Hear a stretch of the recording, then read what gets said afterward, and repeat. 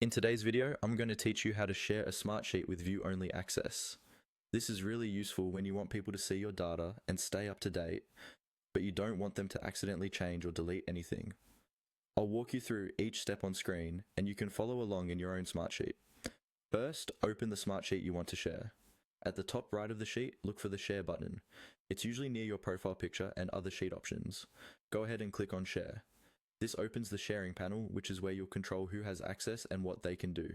In the sharing window, make sure you're on the option that lets you share the sheet itself, not just a link or workspace.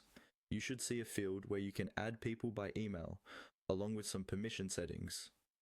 If you're not already on the sheet sharing view, click on the option labeled Sheet to bring up the correct settings. Next, in the box that asks for people to share with, start typing the email address of the person or group you want to give view-only access to. As you type, Smartsheet may suggest contacts from your organization. Select the correct email from the suggestions, or type the full address and press enter to add it. You can repeat this to add multiple people if you need to. Once the email is added, you'll see a permission drop down next to their name.